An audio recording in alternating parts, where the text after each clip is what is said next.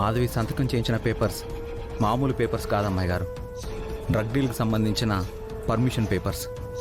ఆ పేపర్స్ను అడ్డు పెట్టుకుని డ్రగ్ మాఫియా నడిపించాలనుకుంటున్నారు.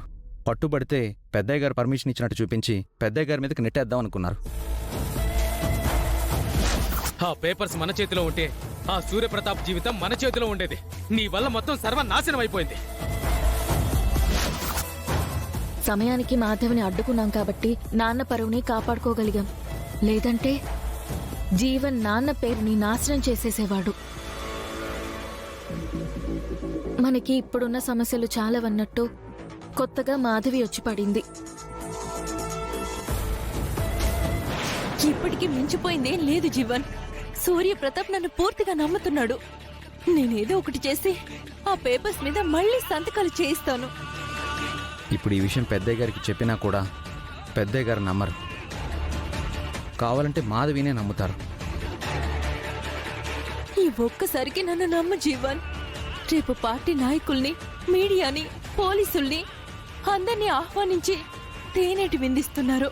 నేనేదో ఒకటి చేసి సూర్యప్రతాప్ దగ్గర సంతకం చేపిస్తాను.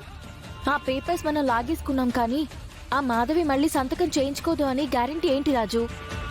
ఇంట్లో కాకపోతే బయటైనా సంతకం చేయించుకుంటుంది కదా రాజు. ఇంట్లో అయితే మనం ఆపగలిగాం కానీ బయట అయితే మనం ఆపలేం కదా రాజు.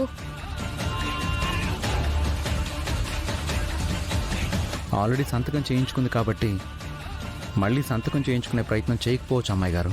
సంతకం కాకుండా ఇంకేం చేయగలరు రాజు? అంటే రేపు తేనేటి విందిస్తున్నారా? ఇక సంతకాలతో పని లేదు. ఎలాగో పార్టీ మెంబర్సు, మీడియా, పోలీసులు వస్తారంటున్నావు కాబట్టి నువ్వొక్క పని చేస్తే చాలు. ఏం చేయాలి జీవన్? చెప్పు జీవన్, చేస్తాను. రేపు నాన్నిచ్చే తేనేటి విందులో ఏదైనా ప్లాన్ చేస్తారా రాజు? వాళ్ళు ఏమైనా ప్లాన్ చేయాలనుకుంటే రేపు జరిగే తేనీటి విందునే టార్గెట్ చేయొచ్చు అమ్మాయి గారు. కానీ ఏం చేస్తారో తెలియడం లేదు.